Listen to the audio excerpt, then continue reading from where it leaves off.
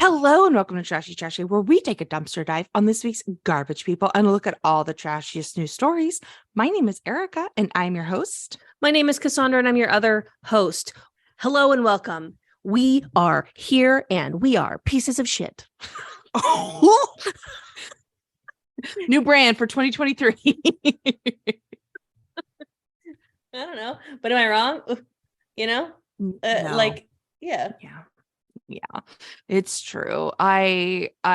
Somebody posted a photo. Oh God, I just wrote a tweet. It was amazing, but it was like, ugh, why does he look like that? It was like some celebrity, right? And it was like, who isn't good? And it's like, why does he look like that? And so he's like, oh, that's just a dirt person. You just don't know what dirt people look. He's not a bad person. He's just a dirt person. A celebrity who was a dirt person? Yes, it was some celebrity. And they were like, ugh, that guy. But the commenter was like, you just don't know what dirt people look like. And I was like, oh, he is. And as soon as I looked at him, I was like, oh, yeah, no. As a dirt person, I recognize another dirt person. I just didn't know until somebody else called it out, you know? I was like, yeah. I'll have to think of who the celebrity is. Otherwise, this story is kind of just, you know, like throwing a penny into a wishing well and being like, coming true. Got that one. But do you think we're dirt people? Yeah. Like, not aesthetically, I don't think. No, we're like, I would say aesthetically try hard, but if anyone else said that, I'd slap them. I'd be like, fuck you. I don't try at all. No, but I see you. I see the real you. Yeah, and it is a fucking circus. The amount of, I'm staring at my closet right now, and the amount of just like velvet, feathers, and leather I can see from a distance. I'm like, yeah, I tried too hard.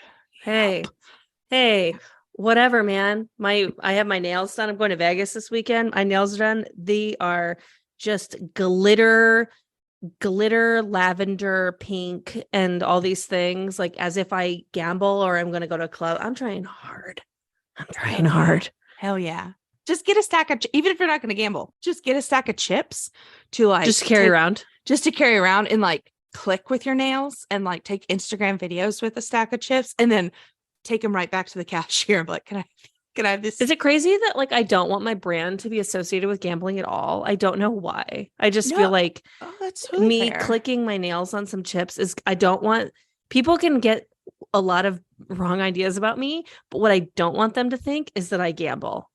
I just feel like I respect it. That's too, because I feel like I seem like I do. I seem like I smoke pot and I seem like I gamble, and I don't do either of those things. They're confusing me with you. So I want to make sure, you know, like that you and I retain some individuality. I mean, I can't think of anything off the top of my head that I do that you don't do. So I think you're just probably a better version of me. But get engaged. Oh, sure. Yeah. Yeah, I do. Twice. Yeah. Take that. Get engaged, get married. Yeah. Oops. Big distinctions. One of us has castrated a pig. One of us has not. Let the listeners but that just guess. makes you better than me. Oh, I wasn't going to tell them. Bro, they know. Oh, you know what? You weren't? What? You weren't a child actor, and I was. That's true. That's true. I did have the iconic line in a Christmas play that we would put on every year at our school. I was elf number, 17, whatever. But I wanted to be Mrs. Claus, but I couldn't sing. So they would always give it to the girl that could sing, even though she didn't have the charisma off Mrs. Claus. But nevertheless, so yeah, see, when you were doing that, I was, being taken to producers to figure out if they should put me on Big Love. I know. So, we're not the same. Yeah, we are not the same. But I did steal the show every year. Absolutely. And I booked nothing. So here we go. One year, as elf number, 47, they had to give everybody a part, My line was to run in and yell, Santa, I know, hold for gravitas. Of course. Let's all go down to Mexico. Great. perfect line, because that was the plot of somehow Santa is going down to Mexico, probably to exploit cheap labor. I don't remember. I think it was like to serve. Who knows? The elves all quit. Yeah, the Santa. elves. I have an idea. Yeah, let's go down there. Let's go get day laborers. Yeah, I got it. So in dress rehearsal, I did not have the shoes of my costume on, right? Give my line, it's perfect, whatever. No notes from the director, of course, which is probably some teacher that was like, I get $14 extra to do this. Great, I'll take it. Yeah. But however, my mom made my shoes for the costume, and they were felt. And they weren't just felt around my shoe. They were felt bottom shoes. Felt wood stage. Felt. Come on, shoes, Tina. Wood stage. Yeah, classic amateur Tina. So I run on stage and I go, Santa, I know. I fly into the air like a reindeer. I fly and fall dead ass on my back. After I deliver, gasp? The auditorium filled with laughter. It was Charlie Chaplin level physical comedy, except for it was a full-blown accident and I hurt like hell. But the auditorium was rolling with laughter. And then were you embarrassed? Oh no, I get right up and I deliver my line of, we should go down to Mexico. And again, more. Oh my God. Oh my God. Nobody remembered Mrs. Claus's emotional solo. Nobody remembered a goddamn thing except for my line. So I get it. You were like being trotted in front of producers for Adam Sandler. Sure. Yeah. No, I know. All these big things and big, all these things. But I had an auditorium in Sterling, Oklahoma rolling.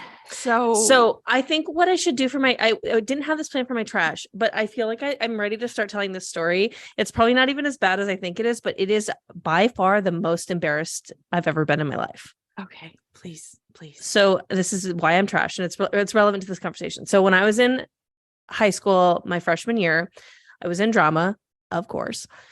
And we put on this this play, it's called Metamorphosis, but it's like a bunch of Greek legends all shoved into one.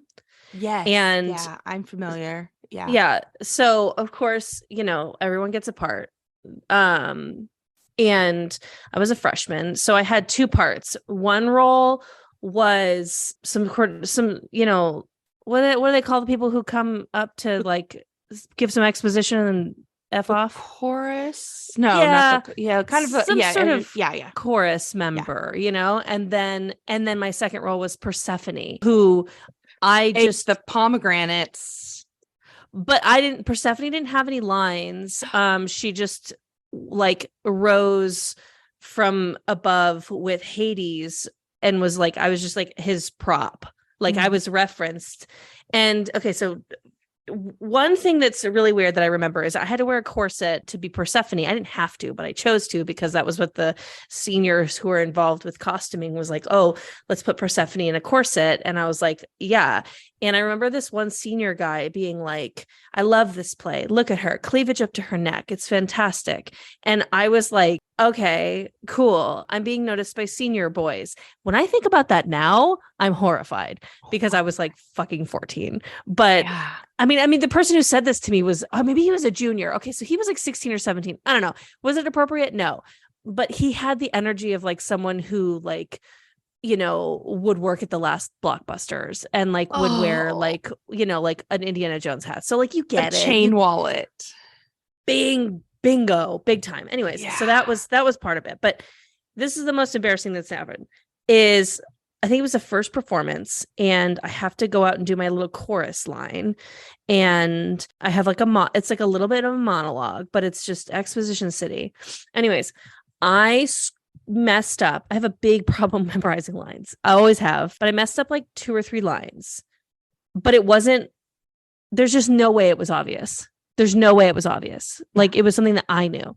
Anyways, so I do my monologue and I walk off stage and I go to the backstage area.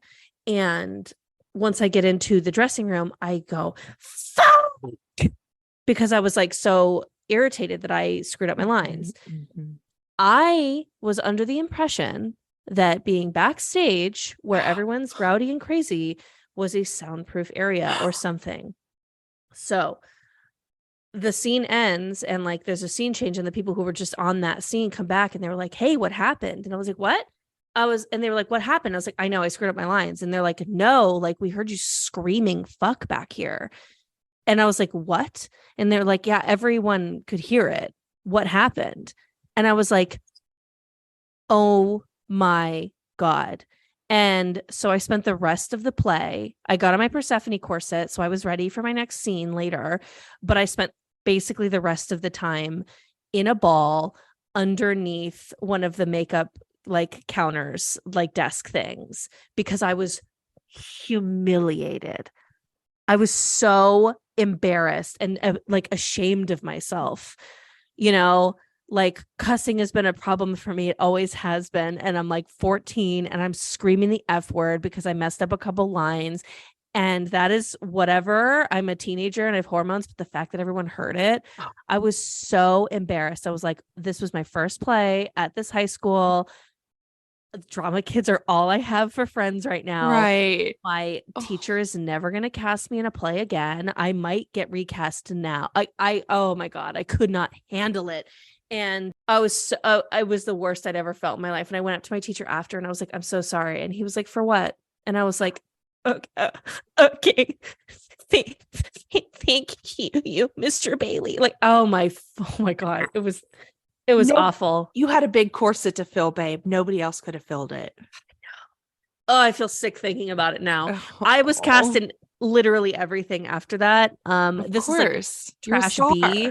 Is that senior year I wanted to play Juliet and Romeo and Juliet, and they cast me as the nurse, and I was like, I'm not going to do the play. Same thing happened to my mom.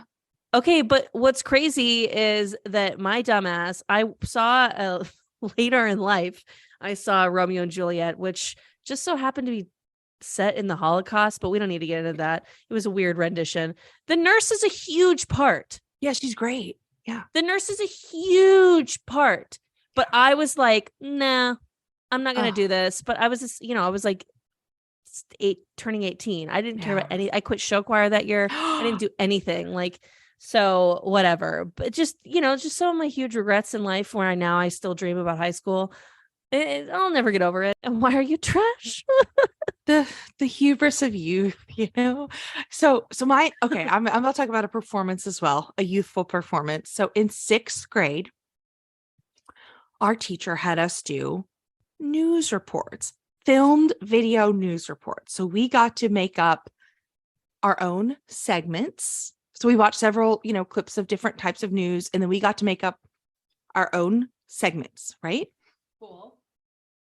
And so for my segment, I did a Oprah-esque segment called Erica's People, where people would come on and have problems or questions, and I gave them advice and solved their questions. Like I was the 6th grade Oprah, Yeah. White Sterling, Oklahoma's Oprah. Totally. So I did an Erica's People, and people were had you different silenced or were you silenced? Yeah, or whatever. Yeah, I was. It was great, but then somebody was just interviewing people, right? They were just interviewing men on the street. So I could have been anybody, any man on the street. And you know what I chose?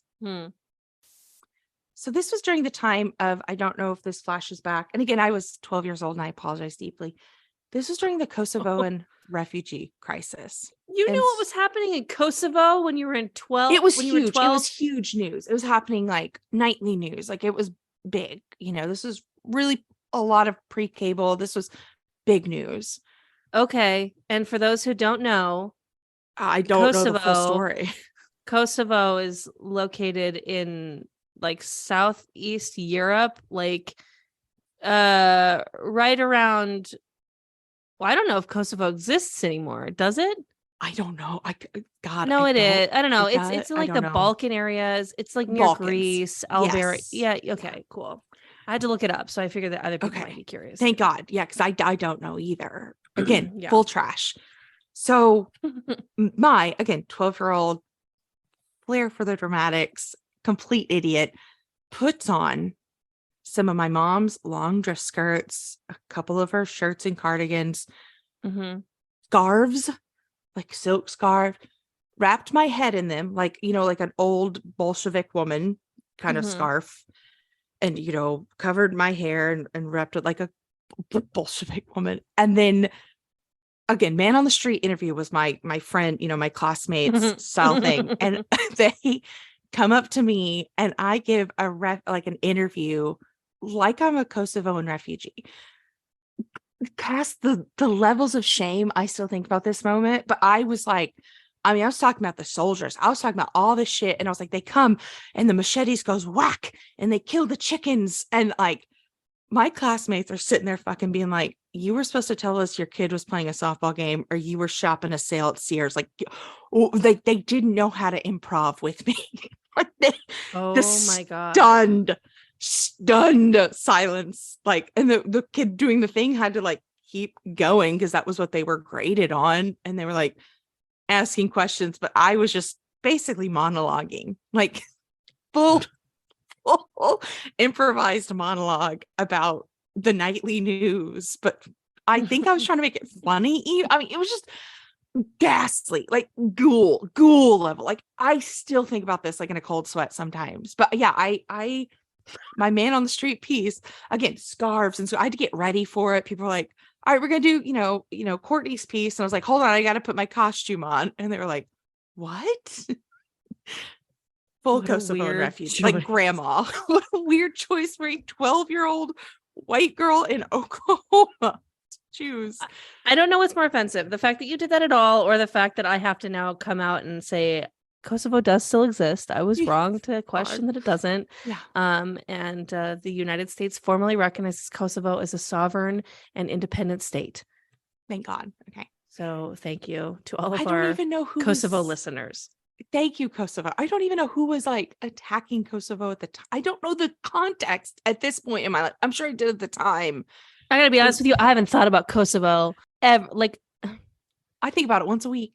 I need to reach out to that sixth grade teacher and see if I get a hold of those tapes. I would love to see it. Yeah, just a grainy VHS tape of me in scarves doing refugee cosplay. Just the levels of trash. And I got an A+, of course, but sure. Just fucking my poor dumb classmates don't know how to improvise about this. Anyway, we gotta move on, or I'm gonna like shame spiral. I would love to talk about something good this year, like something amazing that happened in 2022 in trash news. Which you said this year. This year is 2023. We are talking about something that happened in the past, but it is good. It is good. It is good. So Erica found us a great story from UPI.com, rounding up the 10 oddest Guinness World Records of 2022. Of course, starting with one that's really confusing. Most drink cans placed on head using air suction. Wow. So yeah, explain this, because I had to look at the picture to even know what was happening. Yeah. So Jamie Keaton, aka Canhead or Canpaw to his grandchildren, used air suction to affix 10 empty beverage cans to his face, shaved head, earning the record when the cans were made in place for at least 5 seconds. I actually have a skin condition that's not named yet, where my skin pores literally suck in oxygen. Okay. That sounds fake. I'm not gonna lie to you. You have a skin condition that has not been named yet, or you're just bald and maybe like kind of moist at all times, because like I'm saying it. Trigger warning for the listeners at home. The M word was just used. January 16th, 2023. I'm saying that this man is moist. So I got a trigger warning on this episode. Well, we're always explicit. So like how cans at the bottom are kind of concave, convexed. I don't know. You know what a can looks like at the bottom. So he can basically put the can against his face and then kind of twist it to create a suction, and then it'll stick there. An empty can, of course. And so he's got his whole head covered in this, for 5 seconds. And I don't know. You don't have a skin condition. You're a wet guy, a wet bald man. Speaking of like bald, I always think of eggs as being like a little bald thing. I would hate to see eggs always think of eggs as a little bald thing. Yeah, I mean, can you imagine like eggs with hair on them? Ugh. Anyway, I gotta put trigger warning for that sound too. I'm sorry, I'm hitting the year hard. We saw the comments. We know you don't like when I do the barf sound. We're sorry. I'm a human. Okay. And sometimes I get sick. Thank you for listening, though. A man in Iraq balanced 18 eggs on the back of his hand, equaling the record originally set by a man in Britain in May of 2020, making the men co-holders of the record. Oh, gosh. Imagine co-holding a record about eggs, and you're like, oh, I just got to get one more egg. 18 eggs balanced on the back of your hand. I mean, so they kind of get them, it's not really balancing a lot of them because they're sticking them in between their fingies. And then, they kind of pile up. Yeah. My question is it done Survivor style, where if it were Survivor, they would have to hold one hand steady and then with the left, with the other hand, put the eggs themselves, or can someone put the eggs on the hand for them? They just have to be steady hand. You have to do it yourself. I mean, because I can't trust someone to know where my eggs gotta go because they can't feel the balance of weight. Yeah. So that's fair. It's gotta be a one-man job, Yeah. I want to know who started balancing a bunch of eggs on their hands and said, nobody make fun of me, but somebody call Guinness. Because I don't think anyone else could do this. And then everybody in their family event tried, and they're like, no, I really think you got something here. I think about the videos from like when quarantine was like deep, when people would be like tossing pennies into like soda bottles. Sure, and the stuff trick like that. shots, the trick shots that were happening, and I was like, good God. And then I also like the videos of people that would be like tossing things, and then the camera would zoom out, and then it would just be somebody missing, but somebody dropping something in. And I was like, oh yeah, that's how they're doing some of those. Of course, they're hard. Yeah. We, of course, a long time ago talked about World Record Ron, who I never forget about. Oh, World Record Ron. The too long didn't read about World Record Ron is that Taylor took me to a brewery that he used to be a regular at when he lived close by, and he was like, I can't wait to show you this place. It means so much to me. And it was like 1,000 degrees outside, and it was only outdoor seating because it was pandemic. And it happened to be the same day that this man named World Record Ron wanted to break the record held by himself. Break his own record for how many pumpkins he could smash in, like, I don't know, a minute or something like that. And so I'm out there melting. We ran into people he knew, and they were like, come sit with us. And that was before you knew that COVID didn't happen outside. Right. So I'm sitting at a table with strangers in 100-degree weather while some clown is smashing pumpkins near me, and there's like kids running around, and like this one weird family being like, I want my kids to look up to you, World Record Ron. and Taylor is like, do you want another beer? And I'm like, no.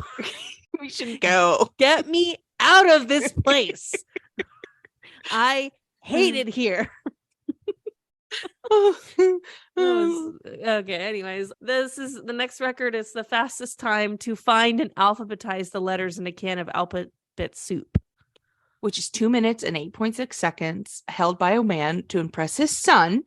He said the difficult and practice that he had to do was learning to most difficult thing was learning to identify the difference between M's and W's.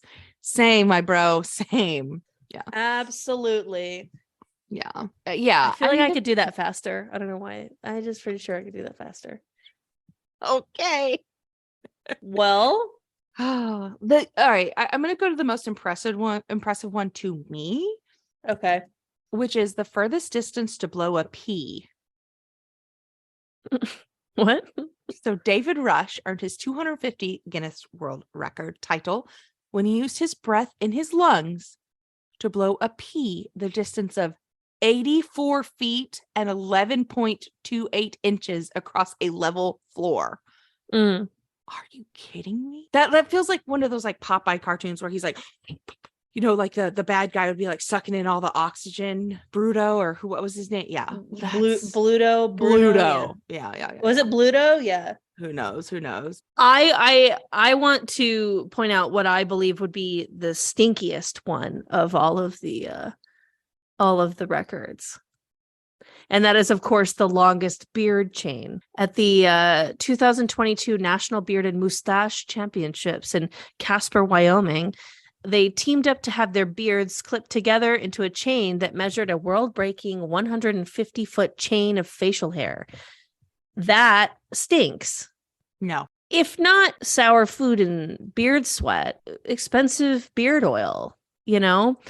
And it's just a lot of scents together, and I bet it was unpleasant and crazy. They didn't even have to go that hard because the record prior to that was only 62 feet and was set in Germany in 2007. So no, I argue they did because they were like, oh, we're gonna double it, and then you come for us, we're coming hard, like that's I mean, because they did kind of ensure that breaking the record is not just going to be like the thing to do every year. Yeah. But maybe it will be. And then, gosh, I really was wanting to go to a beard competition, but if they're just going to mess around like this. Yeah, I'm not even getting out of, it's not even worth it getting out of bed. Speaking of messing around, this next story, it's kind of a fuck around, find out. I don't know. So yeah. So in a way, a man of Johnstown ordered a pizza pie from Primo's Pizza about a kilometer away. Kilometer, of course, being about what are 80 kilometers miles these days? Or no, 3/4 of a mile. Kilometer it's to one miles. of the two. Okay, it's 0.62 miles away. Guy could have walked and gotten his own pizza, but you know what? I think we've all been there before. Yeah.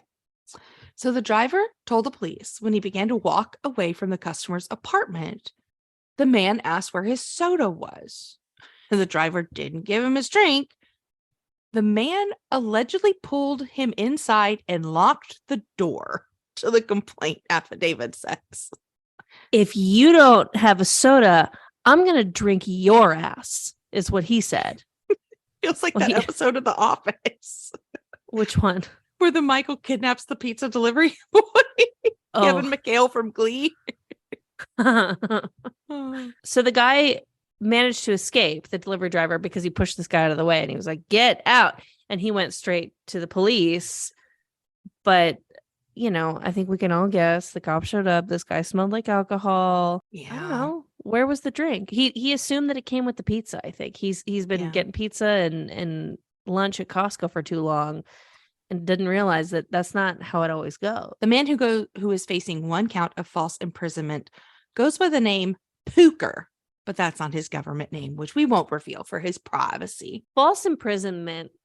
Is there any non-false imprisonment that doesn't happen like by the government? Shouldn't I guess it if you're just be making like called a imprisonment, citizen's arrest, which I tried to citizen's arrest Winston in the kitchen the other day for not washing the dishes or something. I don't remember what it was for. And he resisted and blew right past me. And so I put a warrant out for his arrest and for his citizen's arrest. So if anybody sees Winston. Should I citizen's arrest Taylor? Yeah. Let me see if I can get him to come out here. I'll do it live on the air. Oh God. Okay. Come live. Come to living room, please. Although this is now entrapment. What should I arrest him for? Did he not take out the trash? No, he's actually been a lot better about it now. Did he not flush the toilet? Did he leave the milk out, or the creamer out, or come here, honey. Yeah, come here. What? Hey, this is a citizen's arrest. Okay. Not his ass. This is like cops. Why am I being arrested? You have the right to remain silent. Yeah. Anything that you say will be used against you once the police get here. Tell him, yeah, your citizens arresting him and that he has to stay until the cops get here. You gotta stay here until the cops get here because you're citizen arrested. Yeah. Why am I being arrested? For having a hot ass. Yeah. All right, I'm gonna go back to my room. He's escaping. He's escaping. You can imprisonment him now. Dang it. Dang it. We need a lawyer. We need a lawyer to tell us. Get me a lawyer. Get me a lawyer. Speaking of get someone a lawyer. Hey, actually, this has more to do with speaking of getting married to someone you just arrested. Yep. Actually, this is not what happened. But our next story comes from yourtango.com. A bride wanted a silent wedding where she requested that guests whisper during reception, and her fiance is saying that she's being irrational. So weddings, of course, a joyous, ruckus. Weddings are meant to be a joyous occasion surrounded by your family, friends, as you begin a new chapter of your life. But this woman wrote into the Washington Post Ask Amy advice column, and she wants to have a silent wedding where her guests have to whisper during the reception. She wants to make sure everything is as special as possible on her perfect day. I mean, I respect this, I guess, in the sense that, like, just assuming that all of your family and friends are going to ruin it by talking. Now, if they all sounded like this, I'd understand if I said, hey, we're going to have a silent wedding. But why? I won't give the toast. Like, I'd understand, And so that's not an accent to any certain country. That's just if they sounded like that. Yeah. I'm so happy for you. Did you get my card and my money? I don't know what that's from. It's not from anybody. It's just maybe what they sound like. So she wants everyone to wear exclusively yellow. So everyone's in yellow and everyone is silent. This feels scary, like a cult, like the beginning of a cult. Like, I feel like I don't want to get dark, but I did say moist earlier, so how could I get worse? I would be like, oh, my friends who want us all to be quiet and we wear yellow, they're gonna like murder suicide in front of us. Yes, that's what I think. The yellow makes us make sure we get our own planet because of the energy that we'll get from no. Yeah, she says the focus can stay on them if everyone is silent. She acknowledged that it's, not uncommon, or it's pretty uncommon, but pointed out that silent weddings have happened in her family before. What? She said that it goes into the planning and executing a silent wedding, which consists of guests being not permitted to speak and toast only given by the mother of the bride and the groom. This is the thing that gets me. I've read this sentence 8 times. Instrumental music will be playing silently. The fuck what? Music is not silent. What? Yeah. I've never heard of this. Yeah. And when I Googled silent wedding, the Google results came up with like this weird Romanian movie. And then this story comes up. And then another one that just asks, how do introverts do weddings? Oh, that's so funny. I was thinking to myself, what if we posted pictures of us doing citizens arrests? But then I was like, maybe the vibe would give. Remember when they had all those people in Guantanamo, like in a human pyramid, and that woman was just giving that thumbs up? Lindy, what was her name? Lindy? Something? Yeah. Who knows? Sergeant Lindy or Lieutenant. Yeah, something. God. Yeah. Yeah, I know what you're talking about. I feel like that would be the vibe if we tried to do a photo shoot of that. So if I were single and feeling particularly spicy about that fact, this story would make me mad because I'd be like, even the girl who secretly wanted to have a yellow silent wedding can get engaged. But not me. Don't feel bad about yourself, y'all. Her fiance thinks she's unreasonable. Like, he thinks she's irrational. The response was from the columnist Amy Robinson, was brutal. She says, Yeah. I hope your fiance is paying attention, because if you're this self-centered now, I can only imagine what the dynamic will be like later if you have children. If you don't want rowdy guests, then limit or don't serve alcohol. If the focus is solely and exclusively on you, then get married in a small room standing before a mirror. Just like slam dunked her ass. Yeah. Well, the bride asked if her fiance's lack of understanding and support is a red flag. And Amy was like, no, let me dribble before I dunk on your ass. You're the red flag, weirdo. Don't throw a wedding. Yeah. You want the focus to be all on you? That's crazy. That's like what weird, like Victorian kings would do. Everyone walk up, look at me, think about me, and go away. And the tax collectors will come to your house and ask you if you have a poem prepared for me. And if you don't, off with your head. Off with your head. Now, if someone, head was off, that's a reason to call 911, in my opinion, At least. Yeah. From UPI.com, Canada has their most inappropriate 911 calls logged. And one of them even includes a clogged drain. I mean, that is pretty gross. Yes. So the Royal Canadian Mounted Police, the RCMP in Saskatchewan, Canada, have. Are you laughing at Saskatchewan or whatever? No, just read about the silly reasons that these calls have been logged for unwanted voicemails, all sorts of ridiculous things. A bathtub drain that was too clogged. Somebody used the emergency line to avoid being put on hold in a request for paperwork. God. Someone got upset because they got called a cougar. Yeah, it's a hostile cat. Like, not the term for they were a hostile cat, but they were talking about the colloquial term for an attractive older woman who's interested in younger men. We pay our taxes for it, I guess. Yeah. My favorite one is, though, a woman called the operator and asked if they knew the name of the polite RCMP officer who had served in their community. The caller was hoping for an update to see how the officer's family was doing. While well-meaning, this was not be considered an emergency. That's sweet. Yeah. Please do not abuse 911. Yeah. You know what else I don't think we should abuse? Pigeons. Yes. The cutest thing happened on my recent travels. I was traveling with my partner's niece who's 10, and pigeons. Everyone's like, oh, pigeon. Everyone's angry when they see pigeons, right? For the most part. No one's like, oh, yay, pigeons.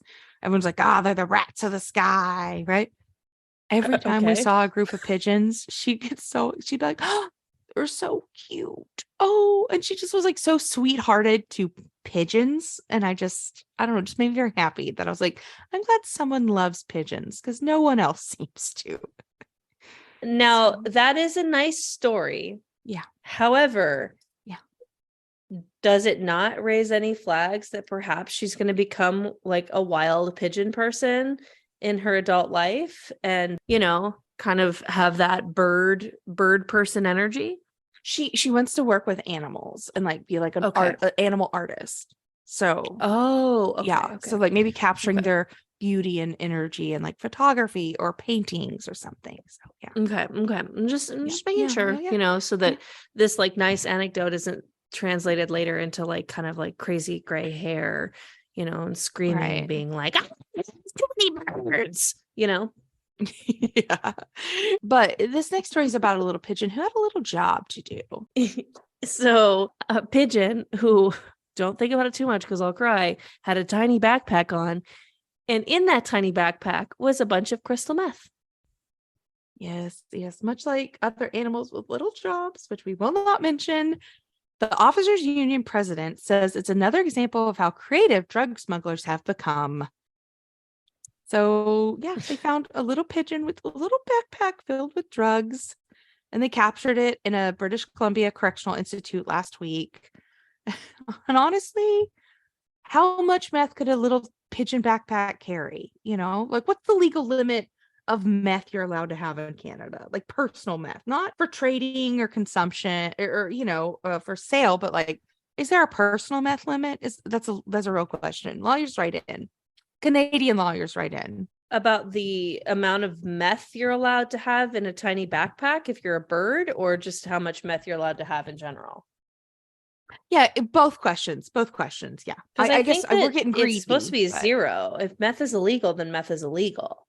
Oh, there's no like, oh, this is my meth. It's not for Sherry. This meth is my meth. This meth is your meth. I think it's so, yeah, I mean, it's kind of brilliant because, well, it's brilliant. The pigeons somehow know how to deliver messages. It only makes sense. And what's so cute is, just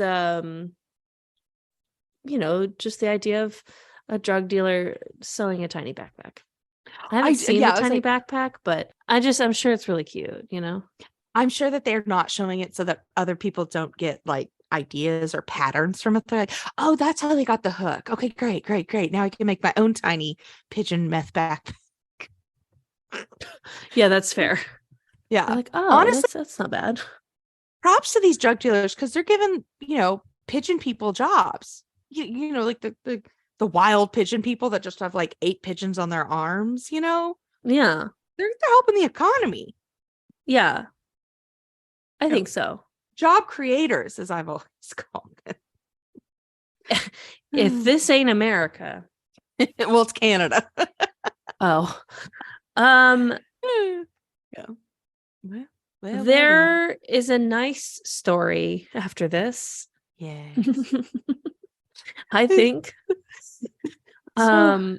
He's, when I was in trouble, sometimes people would say, I would hear people get in trouble. No, hold on, let me start this over again. I used to hear people when they get in trouble at their job, I'd hear the boss in the background, something like, I'm going to rip you a new asshole. Yeah. And this guy must have gotten in trouble at some point in his life.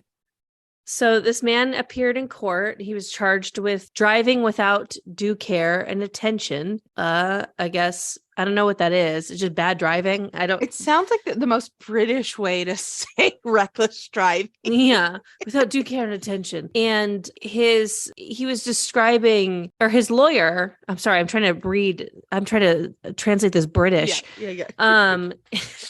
His lawyer in his case said he's a hardworking man, but he's got a very awkward physical problem. And it's hard to really focus because he has 2 holes for his anus instead of 1. So in July 1st, 2022, 3 men were standing outside Castle Inn on Main Street, Pembroke, when they saw the van headed towards them, being driven of a gentleman from Nottingham.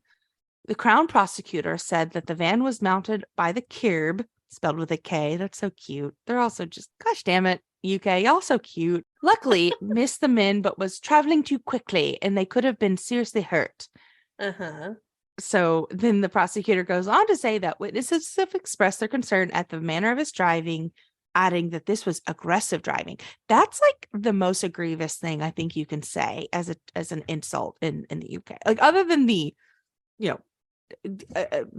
extreme racism, I think this is the most like aggressive thing they've ever said. This was aggressive driving, and everyone's like, oh my god, they say cunt all the time, and you know what I mean, like that's just like, oh, you old chap. Like, so it's like they don't have a, so this must be it. Yeah, I just don't see how it was relevant. Like, that lawyer was really how the asshole ever came up.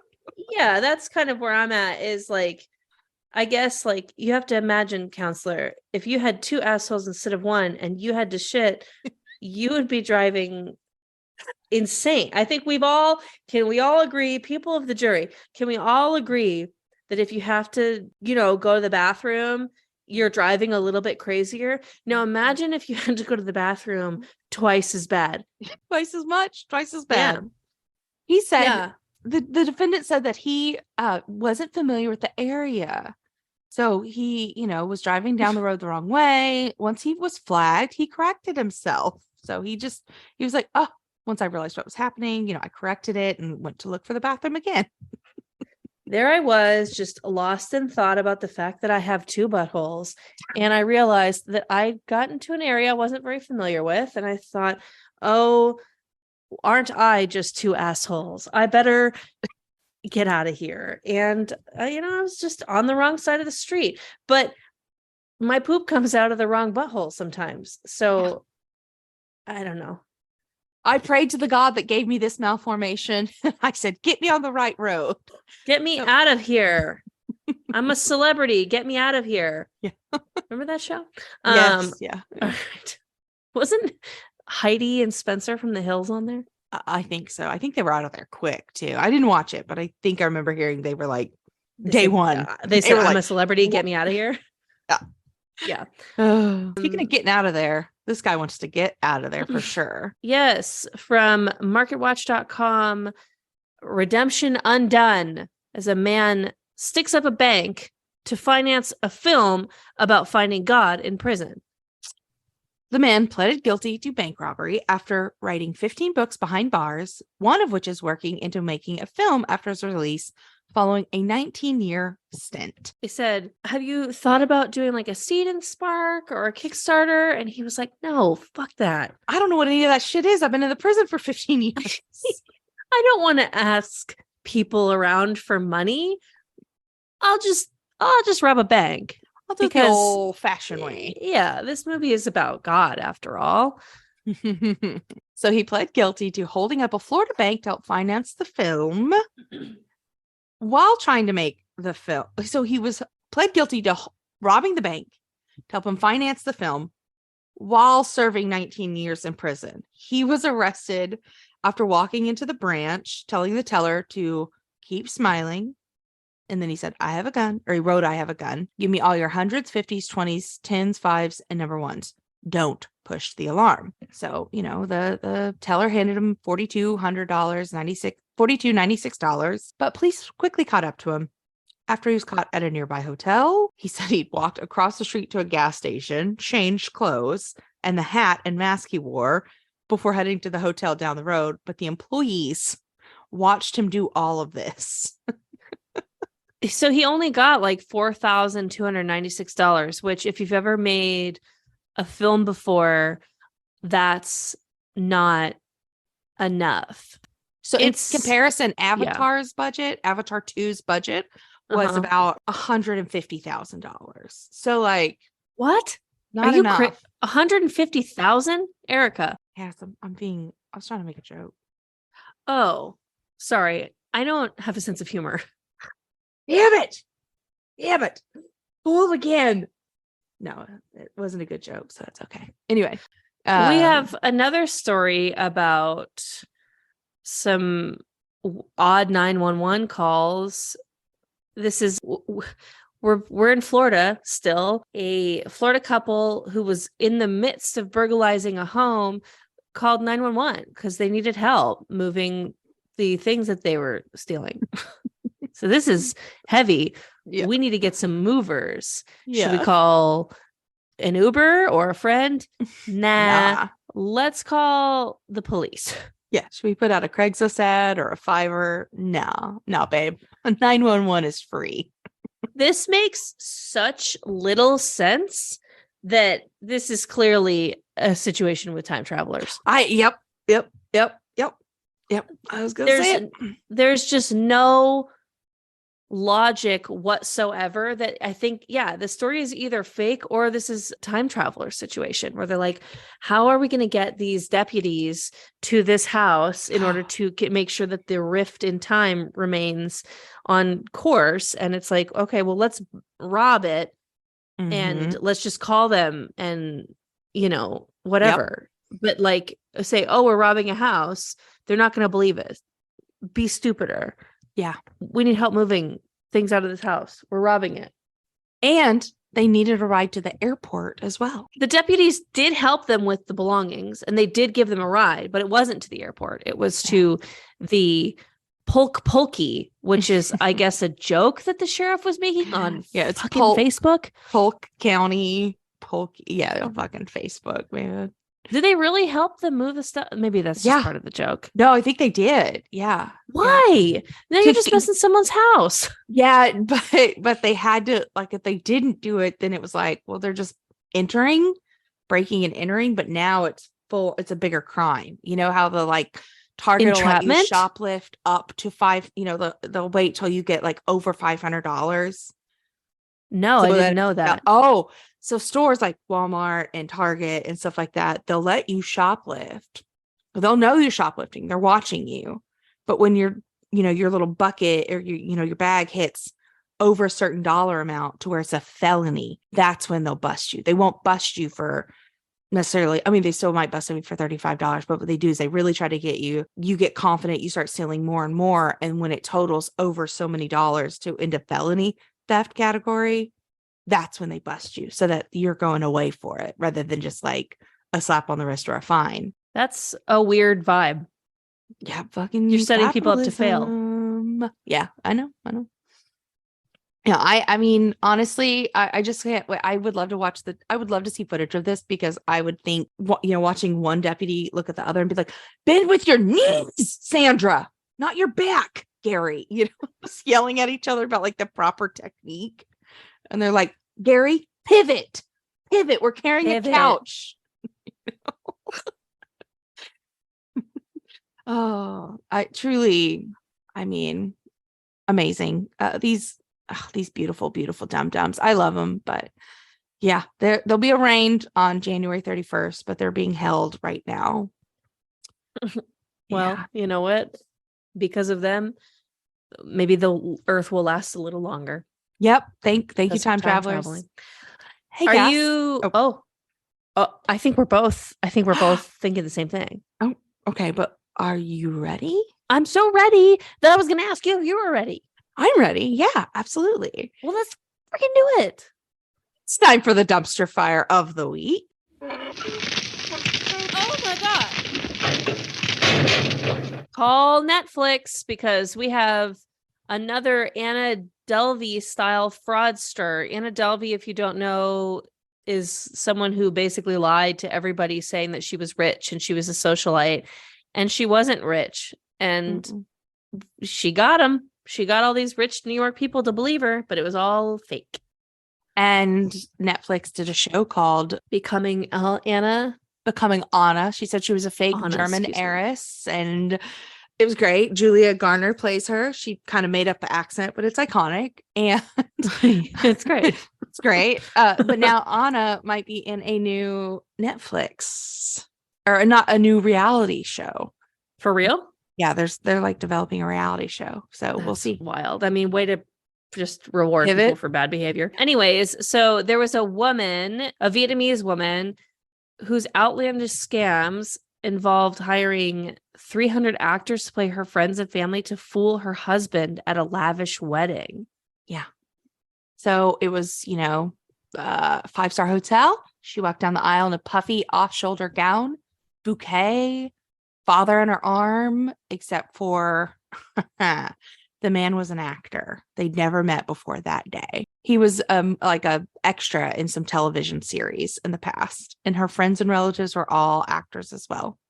She would continue to reach out to those actors later to have them like meet with her new husband's family to keep it all going. But the guy who says that he played the father says that he only was in it for the wedding day and that's it. I don't know if that's like true. And apparently he didn't get paid much, but it's 4 years that they were married before her like giant web of lies started to come across. So this wedding happens in 2018. Yeah. So she had, luxury clothes, showered people with exorbitant gifts. Everyone was sure she had come from money, even if they weren't sure where that money had come from. She told people that her father was a government official. Sometimes that she would tell people that he was a businessman. There was like different cover stories, but nobody really doubted that she was wealthy, and she would spend a bunch of money. She would have candid photos at home with branded bags, generous meals that she would buy for people at her hair salon, the Rolls Royce, all of this stuff. It all looked right. But in recent months, the truth has been surfaced that she is actually a 27-year-old from a poor and remote province in northeastern Vietnam. She's become known as the most, she has since become known to most of the country as the Vietnamese Anna Delvey, the anti-hero of a New York magazine expose and later Netflix's Inventing Anna, who fooled her way into the upper echelons of New York City, blah, blah, blah. Like Anna Delvey, this woman would splash out expensive gifts, and then she, would have fake businesses, partnerships, theft, love scams. Little details would come out to the media over time, and it just captured the national attention.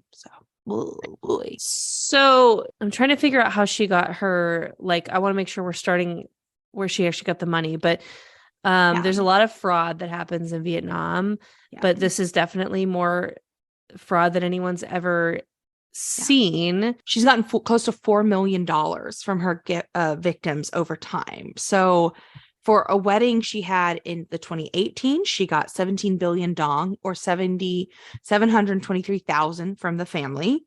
And then in a recent wedding, she got 100 million dong, which is $4,200 from the 2021 wedding. But 4.3 million, which is 100 billion dong, is what she's received total from her victims, basically. There's tons of 14 other victims are now going to the police.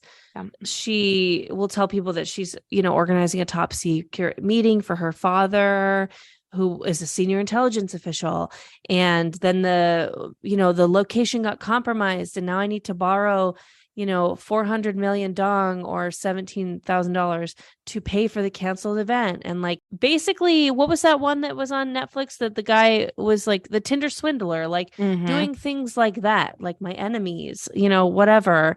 My enemies are after me. I'm not going to do this, but am I screwed up that I didn't do it? These people go to jail. These people go to jail. So good at this, though. How many people like this are out there, though, who are just it's all smoke and mirrors and other people's money? I don't know what it is when, the more wealthy you seem, the more people suddenly become comfortable lending you money, because they are just assume well, this person who's so rich would never ask for this if they didn't really need it. Exactly. They must just not have access to their own funds right now, or and a lot whatever.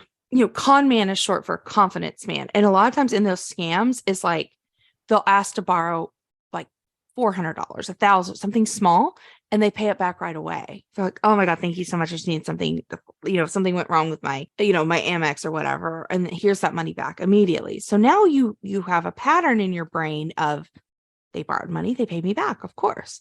So when they ask you for bigger and bigger sums, and then they don't pay you back after that. Or same thing with those cryptocurrency scams where they're invest with me. And then the thing that you're looking at shows that you're making money. And they're like, hey, I want to withdraw. And it's of course you can withdraw the first time. But then after that, it's a locked thing. And you've been shown a fake website. It's all, the first one, of course, that's how they get your confidence. It's wild. Hold your purses close, everybody. Yep. Your heart purses too. Oh, these were love scams too. It's sad. It's very sad. Yeah. Well, but it's been going on for years and years. So, people would fall in love with her. She'd get these fake marriages. And so one time she was dating a man. After a whirlwind romance, 2 weeks into dating, she was suddenly kidnapped, sending him, this gentleman into panic, of course. Mm-hmm. And then she was suddenly rescued. She explained that her family often faces threats, even random abductions, because of their wealth.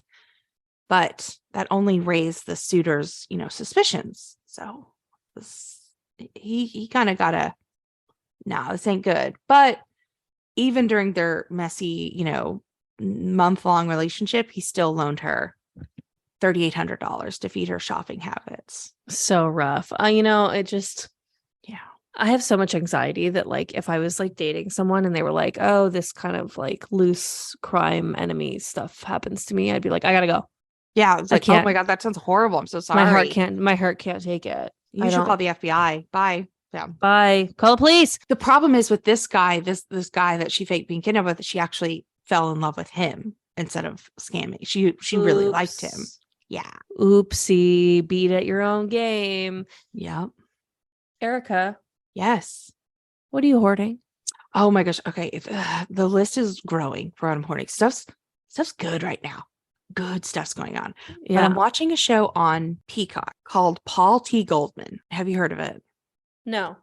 Not enough people are talking about it. It is fucking wild. I do not want to reveal anything. What I will say is that it is a documentary that shows recreational scenes, right, from this event of this man, Paul T. Goldman's life. It's based on a book that he wrote about his life of, this event that happened. Jason Woliner is the director. Jason great Woliner, comedian director. Oh, is he the guy who does all that stuff with Aziz Ansari before? I think. Yeah, I think that's him. Yeah. So he did Human Giant and yeah. Okay. Yeah. Carry He's on. great, Sorry. right? Yeah. So yeah. I that's all I'm gonna say. When I tell you it is a wild ride. What's it called again? Paul T. Goldman. Paul T. Goldman. Okay. On Peacock. I recommend everyone watch this. It is a roller coaster ride. A cool roller coaster ride. Yeah. But anyway, I 100% recommend watching it. What are you hoarding, dear? There's a food influencer on TikTok who I'm going to Vegas this weekend, like I said, and he reviews a lot of places in Vegas. It's Keith_Lee125. Anyways, he's just like this very sweet man with like a family, and he gives really honest reviews, and he's huge now. Like he's absolutely massive. His reach, and I think it's just because he's like a nice kind of soft-spoken guy, and yeah, I don't know, it's just nice. And so he's like recommended a few places that I'm actually like gonna go and try now in Vegas. Awesome. So yeah, we'll see if he's sincere, kind of like, yeah. I mean, he's just like, oh man, that's really good. And then like, he just walks away and he's like, thanks for watching. Like, God bless. Like, whatever. Like, I don't know. It's nice. He's just nice. He's not over the top. He doesn't do like no dings and whistles. Yeah. And he's like very honest, about certain things when he's like, I should receive compensation for this or something like that. I don't know. It's just nice. It's just really nice. I love that. And he usually pays for the food. Like when struggling businesses contact him in Vegas, like he'll pay for the food himself and he won't like let them know that he's coming and stuff. Aww. And he says how much he pays for it too. I don't know. It's just nice. It's nice. I like that. It's nice. Yeah. What are you throwing out? I'm throwing out not having enough water on international flights. These flights are long. Interesting. They're long. They give you like a bottle of water at the beginning, and then they're like Coke, liquor. Yeah, pay for all those. And then they're like coffee, tea, like dehydrants. And then you're like, can I get another, cup of water, bottle of water? And they're like, oh, we don't have any more. I bring like 5 bottles of water. I gotta buy like 5 bottles of water at the airport for an international flight. I'm just housed in water. It dehydrates your face. Air travel is not good for your skin and your body. And they just never have enough. I've seen them run out of water and run out of all liquids because I had to be circling. We couldn't land at our airport and we had to circle for like 3 hours. And they were out of liquid on this flight. Like all liquids. I've never heard of that. It's scary. And so I be stocking up on drinks before a flight. Even if they go warm, I'm like, I'd rather have extra when I land than not have liquids. But yeah, it's happened to me. I don't like it. And I'm like, just add more water. Drop the weight limit on luggage 0.5 pound and add more water for the flight. That's me. I mean, I'm shaken. I feel like glad that you said something because I'm going international like in a month or so. So yeah. Bring water at the airport. Bring, Híjole. 6 bottles. Yeah. Oh no. I just got a breaking news update. I'm so sorry. The Dallas Zoo is closed today. They have a serious situation, but this is how they worded the tweet. The zoo is closed today for a serious situation. Okay. They have a code blue. What's a code blue? A non-dangerous animal that is out of its habitat. One of their clouded leopards was not in its habitat this morning. I'm sorry. Any leopard is a dangerous animal. But anyway, Hilarious. Pray for the people of Dallas. Pray for that leopard. It doesn't some cop doesn't see it and get shot or something by, accident. Oh boy. But also pray for the Chihuahuas of Dallas. Oh, baby, they gone. If you start finding dead chihuahuas, you know where that cloud leopard is. Anyway, I'm so sorry. I'm so sorry. I'm so sorry. What are you throwing away? I'm not throwing away contractors in general, but I'm definitely like throwing out the way that they schedule because I think it's weird that you can literally speak to a contractor and multiple people on that contractor's teams and no one can tell you what time they're going to start. Yeah.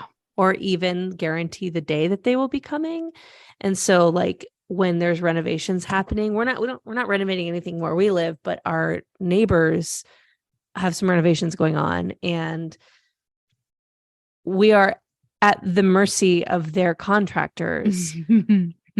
I mean, we didn't even know if we could record this today because as the original time we were supposed to record it, the ladders started going up. And then, so I was like, we got to push it. They say it'll be a couple hours. And then like 20 minutes later, they just all left, took the ladders down. And then I was like, okay, let's do it really quick. They said they're coming back, but they won't tell us when. And even now for the past 40 minutes of this recording, there's wood. Like they came back. And I was like, they came back when we were talking about why we were trash. And I was like, oh my God, I'm going to have to already stop this. But they just set a bunch of wood outside and no one's here. So I'm in hell because it's so loud. Whatever. Schrodinger's contractors. How do you do it? Like, how do you live like this? Where is everybody going? Yeah. And why aren't you just why can't you tell someone 2 p.m. and mean it? I know. They just said, we'll be there in the morning. And they showed up at 11. And then they didn't do anything. And these aren't even my contractors. Ugh, well, technically, 11 is still, I'm not on their side, obviously. I'm just saying 11 is the morning. Please. All right, I'm done. I'm sorry. All right, I'm done. Who? What is this? College? Please. Well, where can the people find you? If you say you're going to be where you are, where are you going to be? At Cascardiness on Instagram. Love it. Duh. Where are you where you say you are? I'm at Iconic Erica Curry on Instagram and on TikTok. And this podcast can be found at Trashy Trashy Pod on Instagram, TikTok, and Twitter. And you can find us always at trashytrashypodcast.com for a list of all of our sites where we can be listened to. And you can find our merch store linked on our website or at trashytrashypodcast.threadless.com. And if you go now, there are some sales popping at Threadless. So get some posts, get some January merch. Kick off the week, kick off the year. Sales the are month. popping, baby. Sales are Get popping. it. And if you hashtag, as always, hashtag Trashy Trashy Pod, you can find all of any news pertaining to us. You can always send us stories at trashytrashypodcast@gmail.com, or there's a link on the website to send us stories directly. We love hearing from you. Thank you for the 5-star reviews and updating your reviews and saying what you like, what you don't like. It really means a lot to us. If you have any criticism, also email us at trashytrashypodcast@gmail.com. But we love the 5-star reviews. It means a lot to us. And tell a friend. Keeps us going, keeps us keeping on. And again, I apologize to the people of Kosovo. I was 12 and know not what I know now. Anyway, so hey, Cass. What's going on, girl? Take garbage. You stay garbage girl, and we're sorry, Kosovo. Bye-bye.